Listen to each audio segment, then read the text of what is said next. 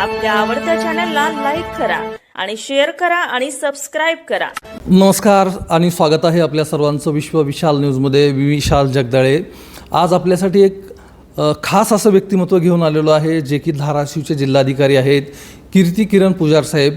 आणि यांच्या बाबतीमध्ये सांगायचं म्हटलं तर 2017मध्ये यांनी UPSC ची परीक्षा जी आहे ते उत्तीर्ण झालेले आहेत आणि त्यांनी देशामध्ये 115वा क्रमांक मिळवलेला आहे. आणि ते जिल्हाधिकारी कसे झाले, त्यांनी स्पर्धा परीक्षेचा अभ्यास कसा केला, या सर्व घडामोडी, या सर्व गोष्टींवरती आपण त्यांच्याशी संवाद साधणार आहोत. सगळ्यात अगोदर तर तुमचं विश्व विशाल न्यूजमध्ये स्वागत आहे. धन्यवाद विशालजी. आज इथे आपण कलेक्टर ऑफिसमध्ये विशालजीसोबत आपण संवाद साधतो आहे आणि मला आनंद होतो आहे. खरं सांगायचे असेल, मागच्या काही दिवसापासून विशालजी पण माझ्या संपर्कात होते आणि त्यांचे खूप आग्रह होते की आम्ही असं एक मुलाखत करूया. त्यांचे जे धावपळ आहे, त्यांच्या जे इच्छा आहे, सो मला पण चांगलं वाटलं की चला माझ्या या मुलाखतीतून आपल्या मुलांना फायदा होत असतील, आपल्या मराठवाड्याची मुलांना, आपल्या धाराशिवची मुलांना, तो वाय नॉट. सो त्यासाठी आम्ही इथे उपस्थित आहोत. आणि आतापर्यंत मी बरेच पॉडकास्ट ऐकले, बट आता असं एक पॉडकास्टमध्ये मी स्वतः पार्टिसिपेट होत आहे. सो माझ्यासाठी पण एक वेगळा अनुभव आहे. नक्कीच. सर, विषय असा आहे की तुम्ही जिल्हाधिकारी होण्याचं कधी ठरवलं? म्हणजे लहानपणीच ठरवलं होतं की नंतर ठरवलं? काय कसं नियोजन केलं त्या संदर्भात? एक इंटरेस्टिंग मी किस्सा सांगू इच्छितो. जिल्हाधिकारी या कलेक्टर असं एक शब्द पहिल्यांदा माझा एक क्लासमेट आहे, माझा चांगला मित्र आहे, सो त्यांच्या तोंडातून मी ऐकलो. आम्ही सहजपणे एक 3rd या 4th स्टँडर्डमध्ये, तिसरीमध्ये आम्ही होतो. सो त्यांच्या तोंडातून मी पहिला हे शब्द ऐकला आणि नंतर मला कलेक्टर काय आहे ते लक्षात आलं नव्हतं. आम्ही एकदम म्हणजे तिसरीची या चौथीची मुलांना काय कळतं या सगळ्या गोष्टी. So that was the first time मी असा शब्द ऐकलो. नंतर मी जेव्हा 10वी पास केला, 10वीमध्ये मी जिल्ह्याला मी अव्वल क्रमांक मिळवला. सो त्याच्यामध्ये ऑल इंडिया रेडिओमध्ये मी मुलाखतीसाठी गेलो होतो आणि तिथे जे मुलाखत घेणारे ऑफिसर होते, सो त्यांनी असंच मुलाखत घेण्यापूर्वी असं एक वॉर्मअप डिस्कशन आमचं चालू होती. सो तेव्हा त्यांनी विचारलं की पुढे तुम्हाला काय व्हायची आहे? मी म्हणालो पुढे मला इंजिनियर व्हायची आहे. अरे तुम्ही एवढा चांगला तुम्ही अभ्यास करतोय, तुम्ही चांगला मार्क्स मिळवला, तुम्ही UPSCसाठी IAS साठी तुम्ही काय प्रयत्न करू शकत नाही?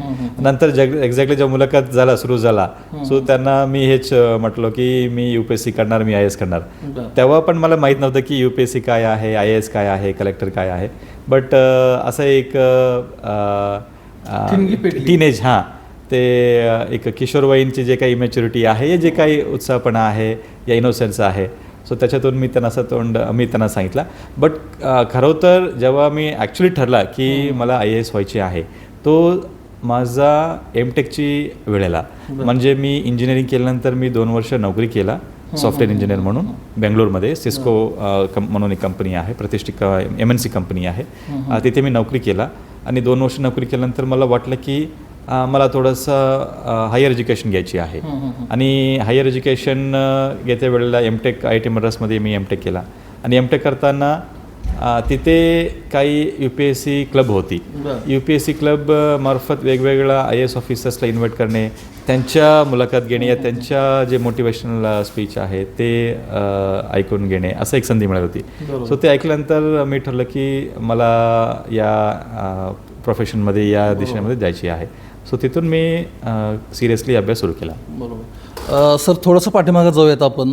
तुमचं बालपण कसं होतं, घरचं बॅकग्राऊंड कशा पद्धतीचं आहे आणि तुम्हाला घरून कसा सपोर्ट मिळाला की इंजिनिअरिंगची नोकरी सोडून स्पर्धा परीक्षेची तयारी करतायत म्हटल्यानंतर विरोध झाला? माझा जो जन्म आहे होसपेट म्हणून गाव आहे, शहर आहे कर्नाटकामध्ये. आधी ते बಳ್ಳारी जिल्ह्यामध्ये होती, आता ते स्वतंत्रपणे एक विजयनगर जिल्हा म्हणून निर्माण झालेली आहे. तो होसपेट या शहरामध्ये माझं बालपण झाला. ते होसपेट शहरापासून अगदी TB डॅम म्हणून आहे एक गाव, तुंगभद्रा डॅम. सो कर्नाटकाचे सर्वात दुसरी मोठं धरण Tungabhadra dam, almost 104 TMC capacity धरण आहे.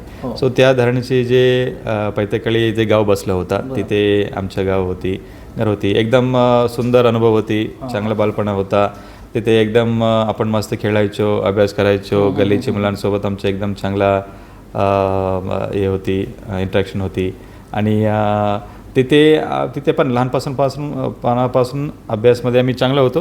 बट फक्त ओनली अभ्यास तसा नव्हता. परीक्षेच्या वेळेला अभ्यास करायचे, बाकी इतर वेळेला एकदम मौज मस्ती, खेळणे.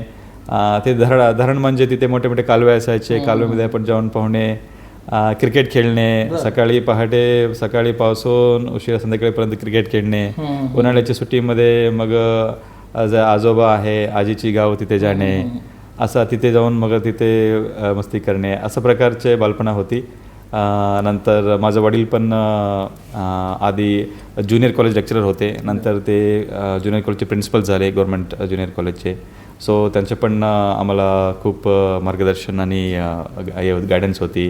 आणि त्यांनी आम्हाला खूप फ्रीडम पण दिला, तुम्हाला जे करायचे आहे, कोणती क्षेत्र निवड करायची आहे, कोणती देशाने जायची आहे, तुम्ही ते ठरवा. आणि आईची पण तसा खूप सपोर्ट होती. माझा लहान भाऊ पण आहे, तो पण सध्या डॉक्टर आहे, ॲनेस्थेसियोलॉजिस्ट आहे. सो असा आमचा लहानपणा होता. एकदम सिम्पल गावची जे लहानपण आहे, रुरल सेटिंग आहे, बॅकग्राऊंड आहे. आणि शाळा झाला, खेळ झाला आणि अभ्यास झाला, एवढं घर झाला, एवढंच. विषय आता काय होतो माहिती आहे का, आता नुकताच UPSCचा निकाल लागलेला आहे आणि त्याच्यामधनं असं दाखवलं जातं आहे की बाबा बिरुदेव ढोणे जे की त्यावेळेस मेंढ्या राखत होते आणि त्यावेळेस रिझल्ट लागला. तुम्ही काय सांगाल, खरंच असं होऊ शकतं का की बाबा दिल्ली असेल किंवा पुण्यासारख्या ठिकाणी न जाता UPSC असेल किंवा MPSC असेल याच्यामध्ये यश मिळू शकतं का? हो, नक्की. आता आपण सगळे माध्यमामध्ये श्री बिरदेव ढोणे आहेत, त्यांच्या पण सक्सेस स्टोरी ऐकलीच असेल. असं खरं तर तो प्रेरणादायी आहे. म्हणजे UPSC आपलं संविधानाने असा संधी उपलब्ध करून दिलेली आहे प्रत्येक नागरिकांना, प्रत्येक युवकांना, युवतीयांना, महिलांना, सगळ्यांना, गोरगरिबांना, की कोणीही UPSC परीक्षेला ते अपिअर होऊ शकतात त्या एज लिमिटमध्ये. आणि त्याच्यामध्ये फक्त तुम्ही सिम्पल डिग्री ग्रॅज्युएट असला तरीही चालेल. असं नाही की तुम्हाला इंजिनियर व्हायची आहे, या तुम्हाला डॉक्टर असला पाहिजे, या तुम्हाला LLB या MBA करावं लागेल, असं काहीही नाही आहे. सिम्पल साधा बॅचलर ऑफ आर्ट्स, जिओग्राफी या सोशियोलॉजी असं पण चालेल. फक्त UPSC हे टेस्ट करतील की तुमच्या त्यांना जिनियस कॅन्डिडेट्स नको, बट त्यांना ऑलराऊंड कॅन्डिडेट पाहिजे. म्हणजे सगळे प्रकारच्या विषयाची अनुभव असणे, त्याचे ज्ञान असणे आणि आपला कॉमन सेन्स वापरून आणि प्रॅक्टिकल डिसिशन घेणे. आणि नंतर कसा अल्टिमेटली आपण पब्लिक सर्वंट म्हणून काम करणार आहोत आणि पब्लिक फेसिंग ऑफिस आहे, कसं आपण नागरिकांशी आपण इंटरॅक्ट करतो, संवाद साधतो, कसं त्यांच्या समस्या आपण ऐकून घेतो, तोडगा काढतो, असा एक भूमिका, असा एक ॲटिट्यूड UPSC एक्सपेक्ट करतात. आणि त्याच्यामध्ये सिच्युएशनल अवेअरनेस असो, इमोशनल इंटेलिजन्स असो, डिसिशन मेकिंग ॲबिलिटी असो, आपला इंटिग्रिटी असो, या सगळ्या गोष्टी UPSC वेगवेगळ्या स्टेजेसवर, प्रिलिमिनरी स्टेजमध्ये आपला जे मेंटल ॲप्टिट्यूड आहे, आपला थिंकिंग ॲबिलिटी आहे, मेमोरी आहे, हे सगळं टेस्ट करतात. नंतर मेन्स परीक्षेमध्ये पण जेव्हा आपण सब्जेक्टिव्ह पेपर लिहितो, essay लिहितो, जनरल स्टडीज पेपर लिहितो, त्याच्यामध्ये पण आपलं ओव्हरऑल थिंकिंग ॲबिलिटी, आपण कसा विविध विषयाची आपण त्याचा अभ्यास करून, विश्लेषण करून कशा आपण ते आपलं मत काय आहे मांडू शकतो, एक बॅलन्स्ड अप्रोच कशी घेऊ शकतो. नंतर स्वतः जेव्हा मुलाखती होतात त्याच्यामध्ये पण या सगळ्या गोष्टी चेक केल्या जातात. सो जसं आपण आता बिरदेव ढोणेची आपण उल्लेख केला, सो आपण आपला सामाजिक आर्थिक व्यवस्था, सोशल इकॉनॉमिक कंडिशन, आपल्या देशाची काय स्थिती आहे, आपल्या राज्याची काय स्थिती आहे, सेल्फ अवेअरनेस पण इम्पॉर्टंट आहे. आणि त्याच्या समाजामध्ये सध्या काय घडते त्याच्या जाणीव असणे आवश्यक आहे. सो UPSCमध्ये असं पण होऊ शकते की आज माझं UPSC पॅनल समोर मुलाखत आहे, आज सकाळी न्यूजपेपरमध्ये काय बातमी आला तो पण ते विचारू शकतात. कदाचित अपडेट राहणे अगदी गरजेची आहे. म्हणजे काय चाललंय देशामध्ये, काही विविध क्षेत्रामध्ये, कला, क्रीडा, टेक्नॉलॉजी असो. सो हे गोष्टी पण आता जिल्हाधिकारीमध्ये पण, आता जिल्हाधिकारी असताना पण जिल्ह्यामध्ये काय गडबडी होतात हे पण आपल्याला जाणीव असणे आवश्यक असतात. कुठे लॉ अँड ऑर्डर सिच्युएशन होत आहे का, कुठे पाऊस होत आहे का, कुठे अवकाळी पाऊस होत आहे, कुठे ड्रॉट आहे, कुठे बाकी इतर काही इश्यूज आहे, हे सगळ्या गोष्टी पण आपल्याला अवगत असणे आवश्यक आहे. हेच गोष्टी UPSC टेस्ट करतात. स्पर्धा परीक्षा जी आहे याची तयारी कधीपासून सुरू केली पाहिजे? कारण काय होतं, डिग्री झाल्यानंतर बरेचसे लोक स्पर्धा परीक्षेची तयारी करायला सुरू करत आहेत, पण त्यावेळेस खूप उशीर झालेला असतो का त्यावेळेस पण केलं तरी यश मिळू शकतं? आता तुमच्या बाबतीमध्ये तुम्हाला यश मिळालं, पण असं कधी होतं कधी नाही होत? हे पण अगदी बरोबर प्रश्न आहे. स्पर्धा परीक्षेत कधी तयारी करायची असते, कधी तयारी सुरू केली पाहिजे, हायस्कूलमध्ये असताना किंवा ज्युनियर कॉलेजमध्ये असताना किंवा डिग्रीला असताना, हे पण हे मला कोणी सांगणारे नव्हते. आणि मी जेव्हा IAS झालो तेव्हाच मी स्वतः IASला भेटलो. तोपर्यंत मी IAS अधिकाऱ्याला मी भेटलोच नव्हतो. आणि DC ला पण मी फक्त लांबून मी बघितले जिल्हाधिकाऱ्यांना तेवढंच. सो आता जसं मी बोललं की मी नोकरी केल्यानंतर MTechला गेल्यानंतर जेव्हा मी एक IAS अधिकाऱ्यांची मी भाषण ऐकला तेव्हा मी ठरलं की चला मला व्हायची आहे. बट अदरवाईज आता यूट्यूबच्या माध्यमातून असं आपला एका पॉडकास्टची चॅनलच्या माध्यमातून असं वेगवेगळ्या माध्यमातून आता बऱ्याच इन्फॉर्मेशन आहे, गायडन्स मटेरियल आहे, ते सध्या कॅन्डिडेट्सला उपलब्ध आहे. आणि जर कोणी ठरला की मला UPSC करायची आहे, या IAS IPS या IFS बनवायची आहे, सो आयडियल असं आहे की कॉलेज डिग्रीमध्ये असताना फायनलमध्ये असताना जर त्यांनी प्रिपरेशन सुरू केला, सो मे बी ते डिग्री पासआउट झाल्यानंतर विदिन अ इयर ऑर 2 ते उत्तीर्ण होऊ शकतात, जर त्यांच्या तयारी पक्की असेल आणि योग्य दिशेने असेल. इवन अदरवाईज ऑल्सो आता कसं होतं की कॉम्पिटिशन पण वाढले, आता ॲव्हरेज एज ऑफ एंट्री तो पण वाढत आहे.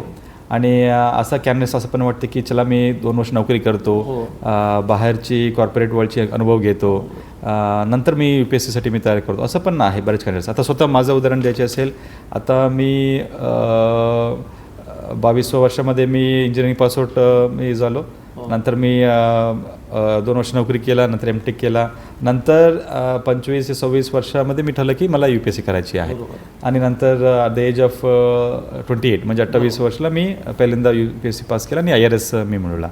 बट माझा असं सजेशन असं असेल की जर तुम्हाला करायची असेल तुम्ही लवकर ठरवा.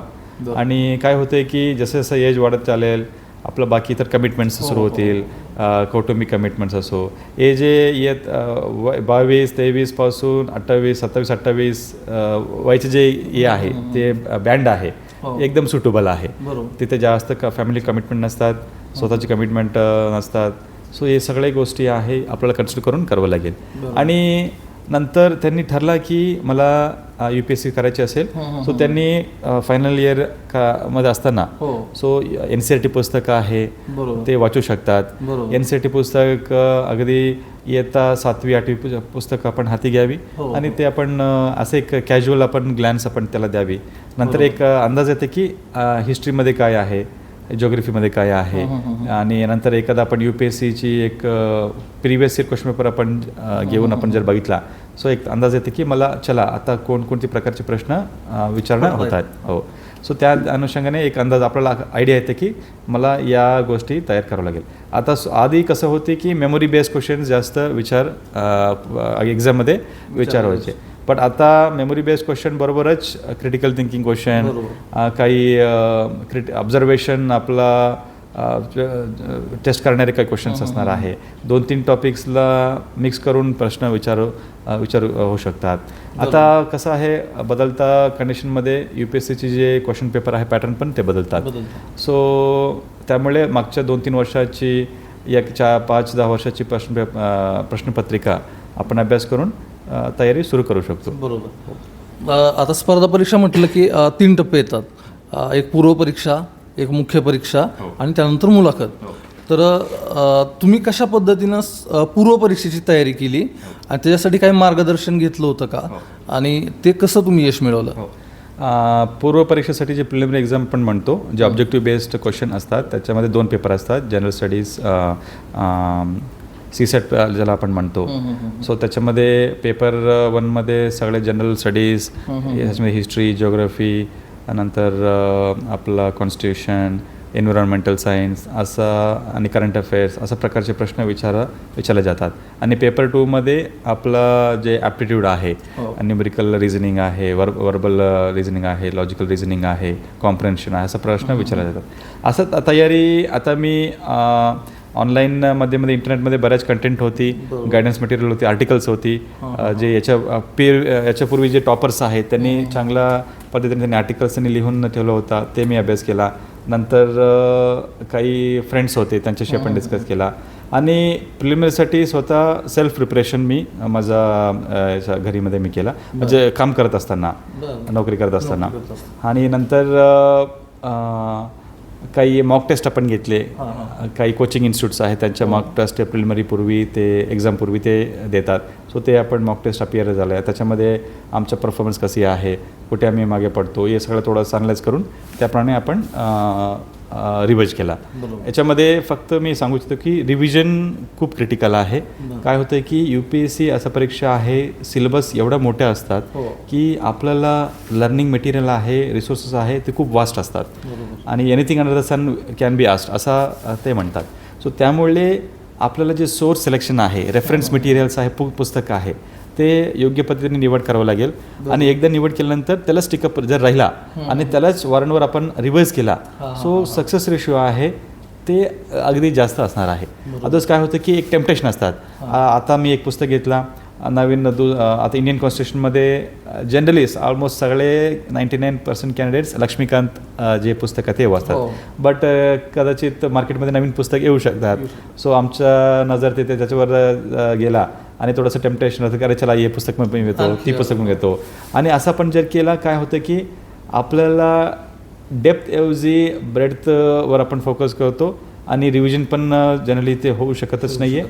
सो त्यामुळे आपण जे काही अभ्यास करतोय ते आपण लवकर विसरतो. सो हे मी तिसरा अटेम्प्टमध्ये मी हे रिलाईज केला. हो, फर्स्ट अटेम्प्टमध्ये, सेकंड अटेम्प्टमध्ये जेवढं शकू तेवढं मी अभ्यास केला. बट मला नंतर लक्षात आला माझं स्वतः मिस्टेक्स वगैरे ओळखून की अरे मी याच्यामध्ये मी चुकतो. सो मला त्यामुळे रिव्हिजन वारंवार रिव्हिजन करावं लागेल. सो ॲटलिस्ट एक सब्जेक्ट आहे त्याला 3दा त्या पुस्तक वाचून, नोट्स वाचून रिवाइज करावं लागेल. आणि नंतर थोडंसं मॉक टेस्ट अपेअर करावं लागेल. असा एक विषय आहे. तो प्रिलिमिनरीसाठी आपलं NCERT पुस्तक आहे, प्रत्येक सब्जेक्टला स्टँडर्ड रेफरन्स पुस्तक आहे. सो त्याला स्टिकअप राहून आपल्याला अभ्यास करावा लागेल आणि रिव्हिजन आहे ते करावं लागेल.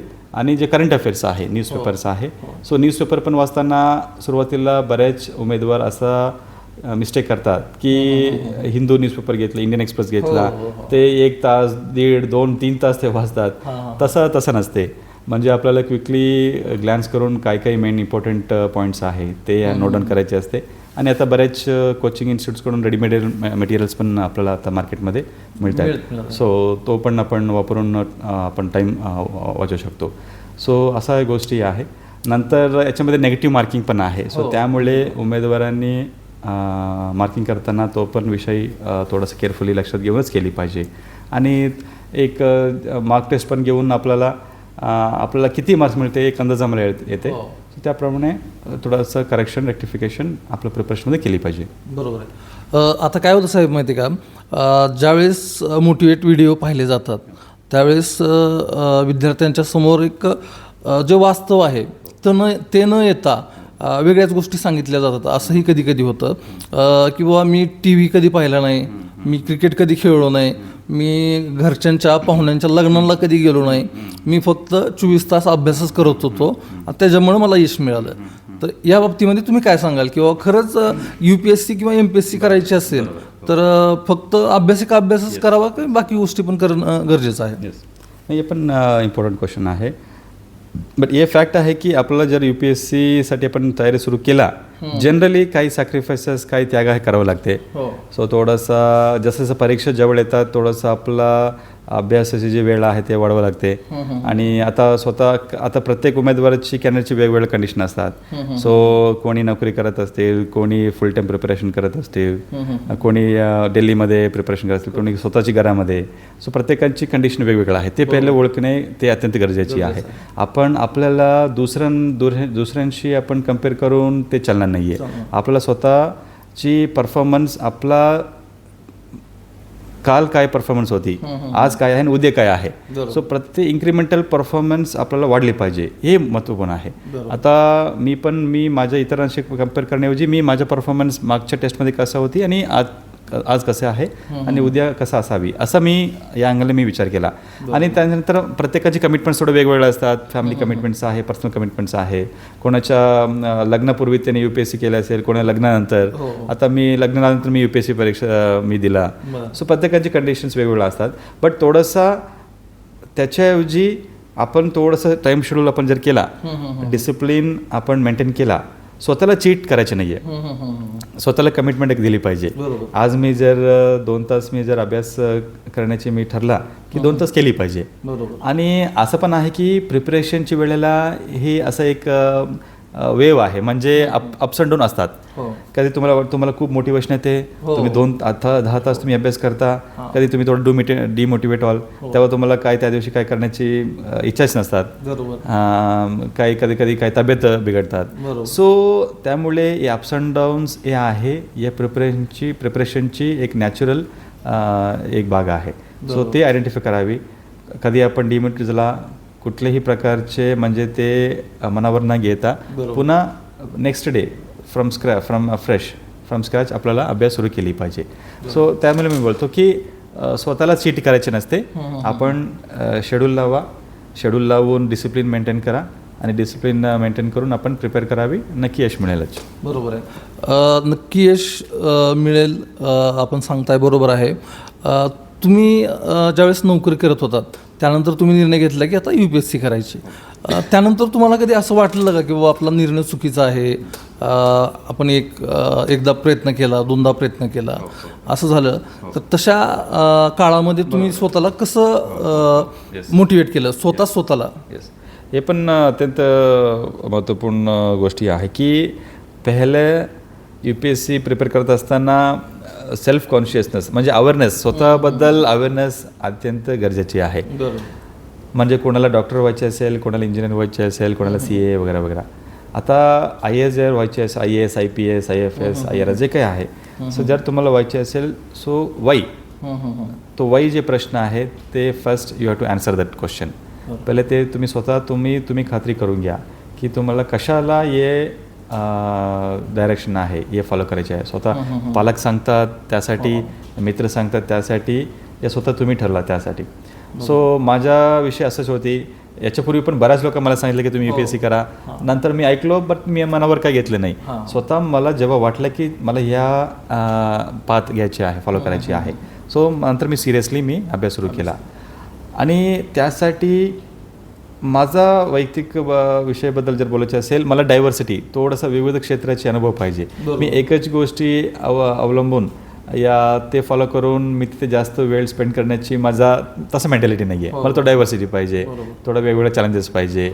सो नंतर मी सगळे बघितल्यानंतर मला वाटलं की अरे IAS असं एक नोकरी आहे, याच्यामध्ये खूप डायव्हर्सिटी आहे. आता फर्स्ट पोस्टिंग आपण असिस्टंट कलेक्टर, प्रोजेक्ट ऑफिसर म्हणून काम करतो. दुसरं पोस्टिंग जिल्हा परिषद ग्रामीण विकास आणि या क्षेत्रामध्ये आपण काम करतो.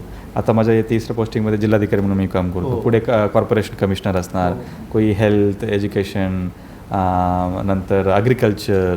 सो वेगवेगळ्या क्षेत्रामध्ये काम करण्याची संधी मिळतात. आणि जे कॅनव्हास आहे, ते स्कोप आहे, तो पण खूप मोठे असतात. सो हे जे ऑपॉर्च्युनिटी IAS नोकरी देतात, सो हे माझ्यासाठी एक पॉझिटिव्ह होती माझ्या नेचर आणि याच्या पर्सनॅलिटीच्या अनुषंगाने. सो त्यासाठी पहिले सगळ्या उमेदवारांनी हे प्रश्न विचारले पाहिजे की कशाला तुम्हाला हे IAS व्हायचे आहे. आणि तुम्ही याचा प्रश्न विचारले की कधी तुमचे निर्णय आहेत तुम्हाला ते चुकीचे असं वाटलं आहे का? मला असं वाटलंच नाही आहे. म्हणजे आता पण मला विचारलं की तुम्हाला या सगळे ऑप्शन्सपैकी हे जर तुम्हाला करायचे असेल, मी पुन्हा हेच निवडेन. आणि आता ठीक आहे, अप्स अँड डाऊन्स असतात आणि प्रत्येक everybody will have a bad day in office, म्हणजे ते कोणी असो. आता सचिन तेंडुलकर पण कधी कधी डकआउट होतात. सो म्हणजे that is part and parcel. आणि काही प्रत्येक नोकरीमध्ये काही ऑक्युपेशनल हजार्ड्स असतात. सो ते सगळे ओळखून प्लस अँड मायनस ते ओळखूनच आपण हे सगळे निवड करतो. सो अल्टिमेटली डिमोटिवेट न होता आपण कुठे चुकतोय, काय केली पाहिजे आणि कशा पद्धतीने आपल्याला पुढे जायची आहे, हे सगळ्या गोष्टी आपल्याला विचार करून पुन्हा फ्रॉम फ्रेश आपल्याला सुरू करावं लागेल. बरोबर आहे. सर, तुम्हाला प्लॅन B तयार होता अगदी इकडे यश मिळालं नसतं तर तुम्ही जुनी नोकरी किंवा त्या डिग्रीच्या आणि कामाच्या अनुभवावरती तुम्हाला एक दुसरी संधी भेटली असती. आता काय होतं, पुणे असेल, मुंबई असेल किंवा दिल्ली असेल, अशा ठिकाणी जाऊन हजारो लाखो मुलं तयारी करतायत. त्यांनी प्लॅन बी ठेवणं गरजेचं आहे का? प्लॅन बी जर ठेवला अगदी उत्तम. थोडंसं मेंटल कम्फर्ट तुम्हाला असणार आहे. आपण अननेसरी विचलित आपण होत नाही आहे, होणार नाही आहे. आता स्वतः माझ्या विषयामध्ये मी ऑलरेडी नोकरी करत असतानाच मी प्रिपरेशन सुरू केला. सो त्यामुळे माझ्याकडे प्लॅन बी होती. आणि म्हणजे जेव्हा मी UPSC पास झालो, मला रिझल्ट झाला, मी DRDमध्ये सायंटिस्ट बी म्हणून होतो. सो ऑलरेडी तसं होती. आणि ऑलरेडी मी MTech पण मी केलेली आहे. सो असा, आणि याच्यापूर्वी सॉफ्टवेअरची पण अनुभव होती. असा माझा प्लॅन बी होती, म्हणजे फॉलबॅक ऑप्शन होती. बट प्रत्येक उमेदवाराने पण हे विषय पण थोडासा त्यांनी लक्षात घेतला आणि प्लॅन बी त्यांनी ठेवला. सो ॲटलिस्ट ते एकदम कॉन्फिडेंटली ते प्रिपेअर करू शकतात. म्हणजे कसं होतं की सगळ्यांना एकच अटेम्प्टमध्ये यश मिळेल असं काही नाही आहे. आता ऑलमोस्ट 100% पैकी ऑलमोस्ट फक्त एक 5-10% या 15% उमेदवारांना पहिल्या अटेम्प्टमध्ये यश मिळेल. ऑन अन ॲव्हरेज 2 या 3 अटेम्प्ट्स घ्यावेच लागेल. आणि काही उमेदवारांना 4थी अटेम्प्ट, 5वी अटेम्प्ट. आता जे UPSC टॉपर आहे, पहिल्या रँक ज्यांनी मिळवला आहे, त्यांनी 5वी अटेम्प्टमध्ये त्यांनी पहिला अव्वल क्रमांक त्यांनी मिळवला. सो असा सिच्युएशन निर्माण होऊ शकतात. या तुमच्या डोक्यामध्ये असा एक प्रश्नचिन्ह निर्माण होऊ शकतात, अरे मी माझा 3रा अटेम्प्ट आहे, 4था अटेम्प्ट आहे, अजून काय पास झालं नाही आहे, बाकी इतर सगळे मित्र पास झाले, या ते ऑलरेडी नोकरी ते सुरू करून ते सेटल झाले. सो अशा प्रकारचे कंपॅरिझन मग सुरू होतात. सो त्यामुळे एक तुमचा प्लॅन बी असला, एक फॉलबॅक ऑप्शन असला, तुम्ही पण कम्फर्टेबल होऊ शकतात. म्हणजे हे माझं पर्सनल ओपिनियन आहे. कोणी एकदम फुल फ्लेज कुठल्याही प्रकारचे प्लॅन बी ऑप्शन ठेवतात, डायरेक्टली ते जम्प करतात. सो प्रत्येकांची जे आहे ते रिस्क टेकिंग ॲबिलिटी आहे ते वेगवेगळे असतात. प्रत्येकांची कुटुंबाची जी परिस्थिती आहे तो वेगळा असतात. सो हे सगळ्या गोष्टी बघूनच आपल्याला हे निर्णय घ्यावा लागेल. आणि शेवटी जसं मी बोलले आहे, आपलं परिवारचे जे सपोर्ट आहे सो तो आता कधी महत्त्वाचे आहे. आपण आपल्या आई वडिलांना आणि नोकरी लग्न झालं असेल तो आपला बेटर हाफला, सो त्यांना पण कन्व्हिन्स केली पाहिजे, त्यांचे पण मॉरल सपोर्ट पाहिजे. आणि हे सगळे असल्या नंतरच आपण प्रिपेअर जर सुरू केला, सो आम्हाला पण एक निर्भीतपणे आणि कुठल्या प्रकारच्या हेजिटेशन न ठेवता आपण प्रिपरेशन सुरू करू शकतो. सो प्रत्येकाची कंडिशन वेगवेगळं असणार आहे, त्याप्रमाणे त्यांनी निर्णय घेतली पाहिजे. बरोबर. आता खूप काय होतं, 1-2 उदाहरणं आहेत मी पाहतोय.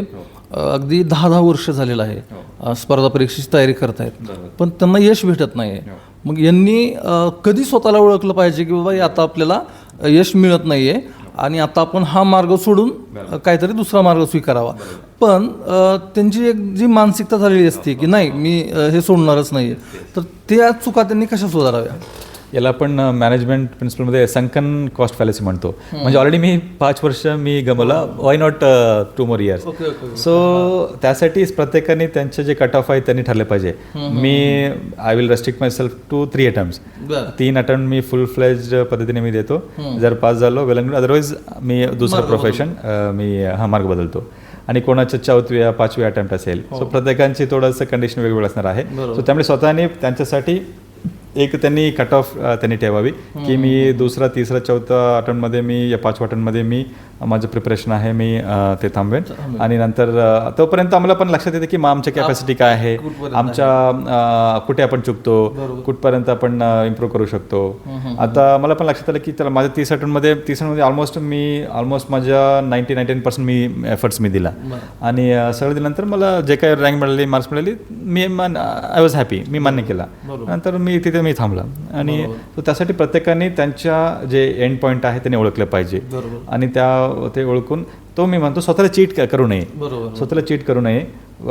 बी हॉनेस्ट टू युअर सेल्फ. आणि तुम्ही आहे, तुमच्या पाठीमागे तुमचा परिवार आहे, सो त्यांचे पण विश्वास आहे, त्यांचे पण हे आहे, तो पण महत्त्वपूर्ण आहे. सो फक्त अन्यश्री इतरांना कम्पेअर करून हताश होण्याऐवजी आपला पोटेन्शियल काय आहे, या आपला आपण कुठे स्टँड करतो हे ओळखून निर्णय घेतले पाहिजे. बरोबर. आता काय होतं, यालाच जोडून एक प्रश्न आहे. आता तुम्ही यशस्वी झालेला आहात, तर यशस्वी झालेला आहात आणि तुम्ही तुमच्या कामामध्ये पूर्णपणे तुम्हाला वेळ भेटत नाही आता की जुने मित्र मैत्रिणी असतील त्यांच्याशी बोलायला, आणि ते जे आहेत ते सक्सेस झालेले नसतात आणि त्यावेळेस ते डिप्रेशनमध्ये जातात.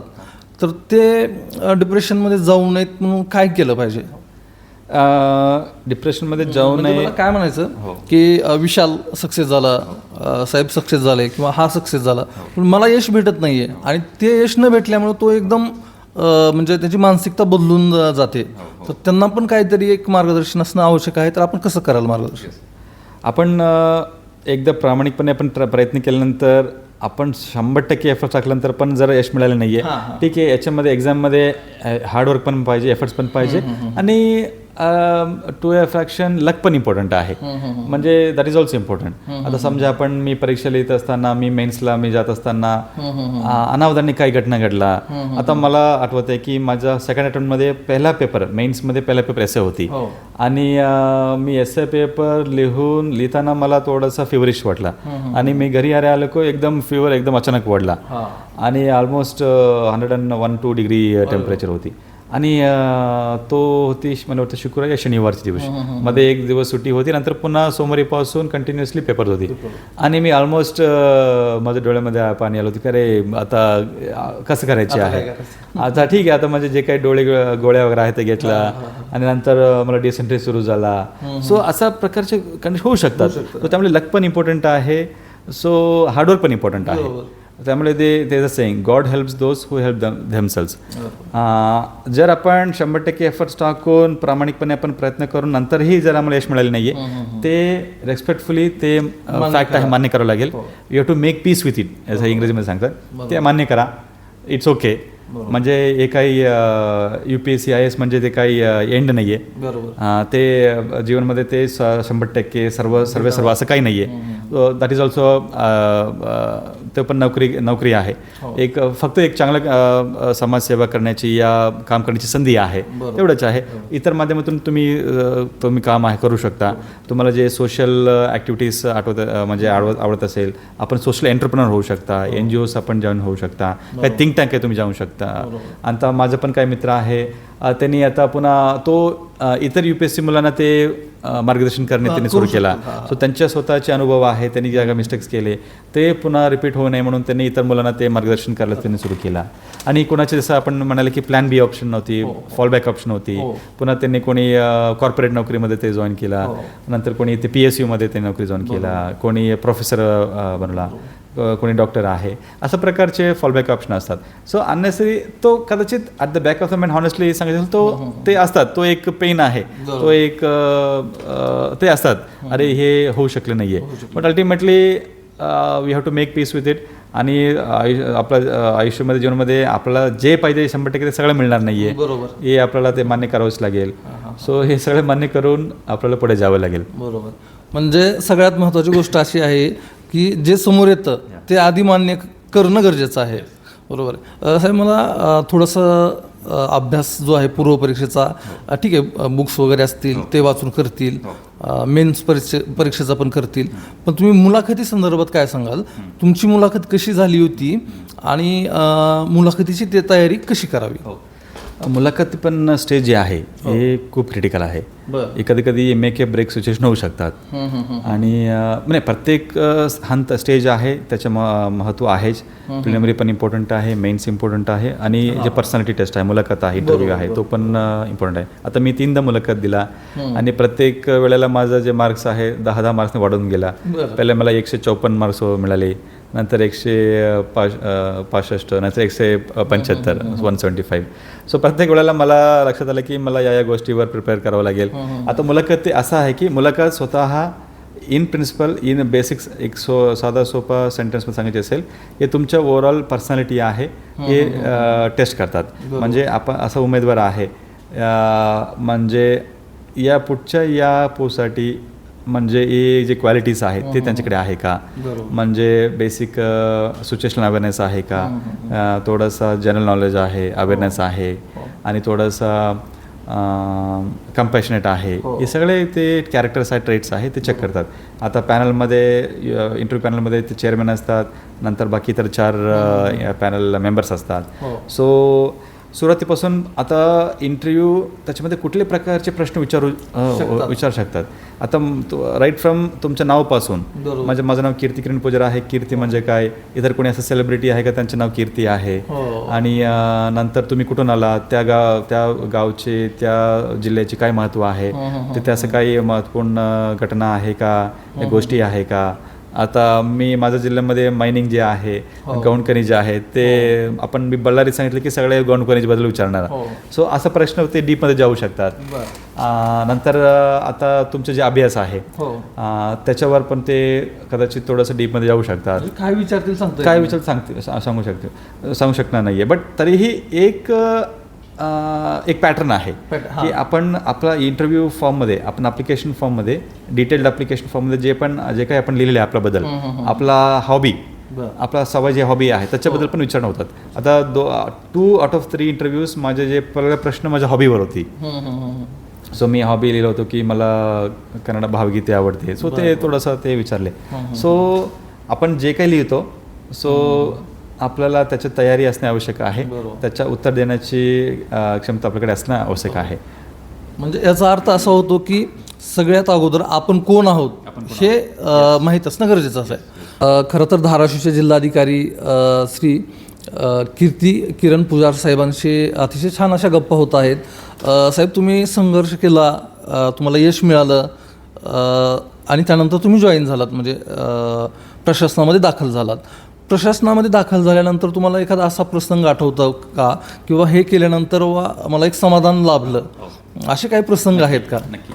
जसं आता सुरुवातीला बोललो होतो की आपलं जे IAS नोकरी आहे याच्यामध्ये प्रचंड डायव्हर्सिटी आहे, प्रचंड स्कोप आहे काम करायला वेगवेगळ्या क्षेत्रामध्ये. हे प्रत्यक्ष अनुभवायला मला मिळाली आहे. आता मला दररोज ते मिळतं आहे. आणि माझं फर्स्ट पोस्टिंग, माझ्या पहिला जे पोस्टिंग होती नांदेड जिल्ह्यामध्ये किनवट म्हणून एक उपविभाग आहे, तिथे सहाय्यक जिल्हाधिकारी आणि प्रकल्प अधिकारी म्हणून तिथे मी काम केलं 2 वर्ष. तिथे आदिवासी प्राधान्य हे आहे, उपविभाग आहे आणि तिथे जिल्हा आहे. तिथे आदिवासींसाठी वेगवेगळे उपक्रम आहे, शाळा आहे, शिक्षण, आरोग्य याविषयी आपण राबवलो. त्याच्यामध्ये विशेष असा मला 1-2 प्रकल्प आपण जे हाती घेतलेलो होतो ते मला एक समाधान ते देतात. एक आहे की आपण आपला आश्रमशाळेची मुलींसाठी मिशन नीट म्हणून आपण एक उपक्रम राबवलो होतो. ते नीट परीक्षा आणि त्याच्या तयारीसाठी आपण एक नामांकित संस्थेसोबत आपण करार करून आपल्या मुलांना दर्जेदार नीटची प्रशिक्षण क्लास आपण सुरू केलं होतं. त्याच्यामध्ये आपण सांगू शकतो की ऑलमोस्ट 50ची बॅचमध्ये 4 ते 5 मुली आहे ते BMS ते पद मिळवले. एक मुलगा आहे ते इथेच धाराशिव मेडिकल कॉलेजमध्येच ते गव्हर्नमेंट मेडिकल सीट त्यांना मिळाली आहे. तो मी रुजू झाला की ते येऊन मला इथे भेटला. मला पण तोपर्यंत मी विसरत होतं की अरे ते पोरगा इथे आहे. सो अत्यंत गरीब मुलं आहे आणि एकदम पालक शेतकरी असतात, भूमिहीन मजूर असतात. सो त्यांच्यासाठी आपण असं एक उपक्रम करू शकलो. आणि त्याच्यातून जे काही ग्रामीण भागातील जे वैद्यकीय सुविधा देण्यासाठी जे काही मनुष्यबळ आहे आपल्याच भागातून आपण निर्माण करू शकलो, असं एक छोटा समाधान आहे मला मिळाली. त्याच्यानंतर आपण तिथे किनवटमध्ये पण नांदेड जिल्ह्यामध्ये आपण टाटा इलेक्ट्रॉनिक्स म्हणून एक टाटा कंपनीची एक सिस्टर कंपनी आहे. ते आयफोन केस मॅन्युफॅक्चरिंग, बाकी तर जे आयफोनसाठी जे विविध पार्ट्स आहेत ते मॅन्युफॅक्चर करतात. बेंगलोर जवळ होसूर म्हणून आहे, तिथे त्यांची फॅक्टरी आहे. सो त्यांच्यासोबत आपण आपला आदिवासी मुलींसाठी एक मोठ्या प्रमाणाने आपण जॉब ड्राईव्ह आपण घेतलं होतो. सो ऑलमोस्ट 1,500 मुलींना आपण या कंपनीमध्ये नोकरी आपण मिळवण्याची आपण प्रयत्न केल्यानंतर त्यांना संधी मिळाली आहे. आता ऑलमोस्ट 1000पेक्षा जास्त मुली तिथे आता पण ते काम करत आहेत. 12वी पास झालेले मुली आहे. सो हे आपण 3 टप्प्यामध्ये आपण केलं होतं आणि प्रचंड प्रतिसाद मिळाली. पालकांची पण खूप चांगला प्रतिसाद मिळाली आणि त्यांचे पण फीडबॅक आहे चांगला होती. सो असा एक आपण जे उपक्रम आहे तिथे आपण राबवू शकलो. नंतर माझं दुसरं पोस्टिंग जिल्हा परिषद CEO म्हणून मुख्य कार्यकारी अधिकारी रत्नागिरी इथे मी काम केलं 2 वर्ष 4 महिना. तिथे पण जसं मी बोललो आहे की जिल्हा परिषदमध्ये विविध ग्रामीण विकासाची विविध बाबी आहे. आरोग्य, शिक्षण, उपजीविका, नंतर पोषण, नंतर ग्रामीण भौतिक सुविधा याच्यावर आपल्याला काम करण्याची संधी मिळाली. आणि तिथे कोकण जिल्हा आहे आणि तिथे समुद्र आहे, तिथे नैसर्गिक वातावरण आहे, संपत्ती आहे.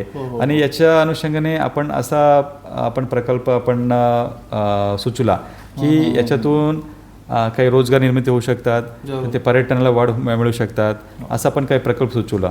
एक प्रकल्प असा होते की आपण आपला ग्रामीण भागातील जे महिला बचत गट आहे त्यांच्या रोजगारासाठी, त्यांच्या उपजीविकेसाठी, तसेच रत्नागिरी जिल्ह्यामध्ये खडी किनारी भाग आहे, नदी आणि समुद्राची भाग आहे, तिथे आपण केरळासारखा हाऊसबोट प्रकल्प आपण तिथे सुरू केले.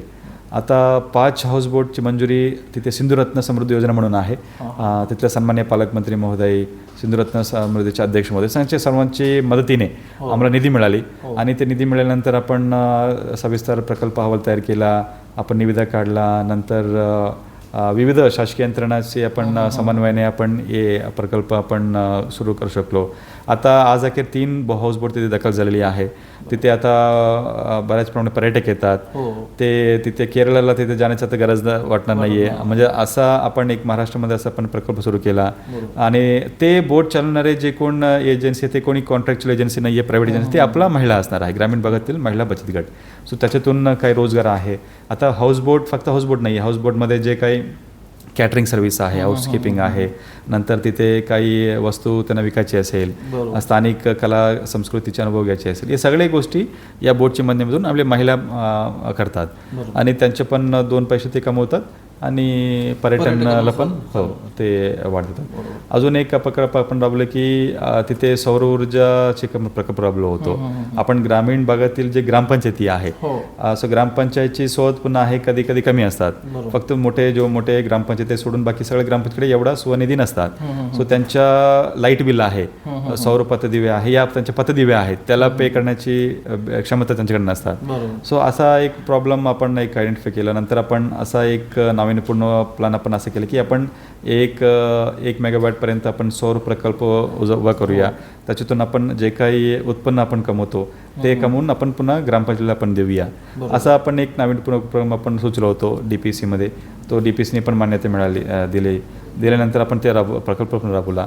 ते आता आम्हाला यशस्वीपणे ते सध्या चालू आहे. सो अशा प्रकारचे वेगवेगळ्या क्षेत्रामध्ये एक काम करण्याची संधी मिळाली आहे. आणि आता पण धाराशिव जिल्ह्यामध्ये जिल्हाधिकारी म्हणून आता आपला आकांक्षित जिल्हा आहे. इथे आरोग्य, शिक्षण, उपजीविका, कृषी, पर्यटन याच्यामध्ये पण काम करण्याची संधी आहे.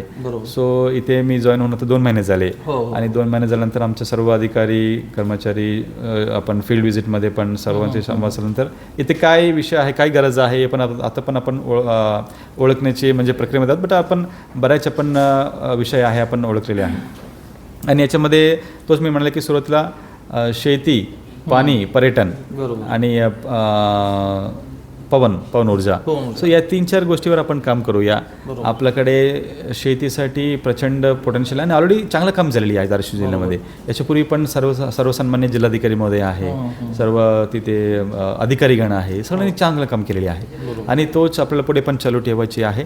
आणि आपल्या शेतीमध्ये शेती संलग्न भौतिक सुविधा आहे, वेअर हाऊसेस आहे, कोल्ड स्टोरेज युनिट आहे, शेतपानंद रस्ता आहे. एक अशा पद्धतीने आपण अजून वाढवू शकतो. त्याच्यावर आपलं सध्या विचारविनिमय सुरू आहे. नंतर पाणी संवर्धनमध्ये भूजल पातळी वाढणे, नंतर आता सध्या गाळमुक्ती धरणाचे काम सुरू आहे, बंधाऱ्याचे दुरुस्तीचे काम सुरू आहे, जलतराचे काम सुरू आहे. याच्यातून पण आपण कशा पद्धतीने पाणी संवर्धन करू शकतो, भूजल पातळी वाढवू शकतो. नंतर पर्यटनमध्ये पण आपल्याकडे आई तुळजाभवानी मंदिर आहे. सो तुळजापूर एक मोठा धार्मिक पर्यटन क्षेत्र आहे. या व्यतिरिक्त आपल्याकडे गडकिल्ला आहे, नंतर नळदुर्ग आहे, येडशी आहे, नंतर परंडा आहे, हतलादेवी आहे. असा एक छोटा टुरिस्ट सर्क्यूट आपण तयार करून कसा टुरिझम, जसं रत्नागिरीमध्ये पर्यटन प्लस उपजीविका आहे, दोन्ही गोष्टी आपण टॅकल केल्या, तसा इथे कसं करता येते याचे पण सध्या आपला अभ्यास सुरू आहे. आणि याचे पण आपण लवकरात लवकर याचे काही कामकाज सुरू करणार आहोत. नंतर आपल्याकडे पारंपरिक सौर ऊर्जा आहे, पवन ऊर्जा आहे, त्यासाठी पण कशा आपण ते स्ट्रीमलाईन करू शकतो, या सगळ्या गोष्टीची या सध्या आपण अभ्यास करतोय. सो मला नक्की खात्री आहे, आशा आहे की या विषयामध्ये आपलं जे काही छोटा योगदान आहे आपण करू शकतो असं मला वाटतंय. साहेब, एक शेवटचा प्रश्न असा आहे की तुम्ही पालक आणि विद्यार्थ्यांना काय संदेश द्याल की स्पर्धा परीक्षा तयारी करणाऱ्या यांना? खरं तर आजचं जे युग आहे थोडं पालकांना पण आणि मुलांना पण थोडंसं द्वंद्व क्रिएट करण्यासारखं परिस्थिती आहे. आता सगळीकडे आपण आर्टिफिशियल इंटेलिजन्स, ChatGPT असा विषय आपण ऐकतो. बरेच जे पारंपरिक जे नोकरी आहे ते कदाचित ते कंटिन्यू होईल की नाही असा प्रश्न निर्माण होत आहे. आता आमच्या जेव्हा मी 12वी पाजल्यानंतर नॅचरल माझ्या चॉईस होती की इंजिनिअरिंग किंवा मेडिकल ठरलेलं असतात. सो चला एज अ इंजिनिअरिंग किंवा मेडिकल आपण हे करूया. पण आता असं नाही आहे. आता आपला बऱ्याच असं नवीन रोजगारची संधी उपलब्ध झालेली आहे, नवीन ऑपॉर्च्युनिटीज निर्माण झालेली आहे. फक्त आता पालकांना आणि विद्यार्थ्यांना हेच माझा विनंती असणार आहे की सुरुवातीला पण मी बोलत की आपला सेल्फ अवेअरनेस आहे ते स्वतःचे जे स्ट्रेंथ्स आहे, विकनेस आहे ते आपण ओळखले पाहिजे. आणि कोणी कलाकार आहे, कोणाला संगीतमध्ये या पेंटिंगमध्ये या स्पोर्ट्समध्ये आवड असतात, सो तिथे तो पण पाहिजे. म्हणजे अभ्यास तो पाहिजे, बेसिक एज्युकेशन करिक्युलम तो पाहिजे, त्याबरोबरच त्यांच्या इतर काही स्ट्रेंथ्स आहेत ते ओळखले पाहिजे. आणि तो पालकांनी पण थोडंसं ते ओळखून कसं ते इतरांची जे आता बरेच कॅरियर काउन्सिलिंग सेशन्स सुरू आहे सगळे मोठ्या मोठ्या शहरामध्ये. आता तिथे कॅरियर काउन्सिलिंग सेशनमध्ये आपण मुलांना घेऊन जाऊ शकतो. तिथे त्यांच्या पण मदत आपण घेऊ शकतो. आपण ये एक्झाम दिला तो कोणती मला नोकरी मध्ये जाण्याची मला स्कोप मिळू शकतात, दुसरं एक्झाम दिला तो त्याचे काही पोटेन्शियल असणार आहे. सो आता जेव्हा मी 2006 मध्ये मी 12वी पास झाला तेव्हाची कंडिशन आताची कंडिशन वेगळं आहे. सो आता पालकांना तोच माझा आव्हान असणार आहे की पाल्यांना आपण सपोर्ट केली पाहिजे. बरोबर, आपण सगळे करतो, त्याच्यामध्ये काही हरकत नाही आहे. फक्त प्रत्येकांची जे स्ट्रेंथ्स विकनेसेस आहे ते ओळखले पाहिजे. आणि काही चांगले कॅरियर काउन्सिलिंग सेशन्स आपण केली पाहिजे. नंतर काही त्या क्षेत्रामध्ये त्यांच्या गावा शहरामध्ये त्यांच्या ओळखीची कोणी असतात त्यांच्या पण आपण मनोगत त्याच्यामध्ये घेऊ शकतो, मार्गदर्शन घेऊन पुढचे निर्णय आपण दिले पाहिजे. बट आता क्रिएटिव्हिटी म्हणजे याला थोडंसं जास्त प्राधान्य आहे असं वाटते. सो त्या अनुषंगाने प्रत्येकाने निर्णय त्यांनी घेतले पाहिजे. बरोबर. साहेब, खरं तर स्पर्धा परीक्षेची तयारी करायची म्हटलं की सगळ्यात महत्त्वाचं असतं आपल्या परिवाराचा, फॅमिलीचा पाठिंबा. तर तुम्ही त्या संदर्भात काय सांगाल? त्यांनी तुम्हाला कशा पद्धतीनं मार्गदर्शन केलं, पाठिंबा दिला? अपयश आल्यानंतर त्यांनी त्यातून तुम्हाला सावरण्यासाठी कसे प्रयत्न केले? असं सुरुवातीला मी बोललो होतो की स्पर्धा परीक्षा तयारीमध्ये आपला परिवारचे सपोर्ट आहे अत्यंत गरजेची असणार आहे. आणि याच्यामध्ये माझ्या केसमध्ये पण माझा आई वडील मला सगळ्या प्रकारचे जे फ्रीडम आहे त्यांनी दिलं होतं.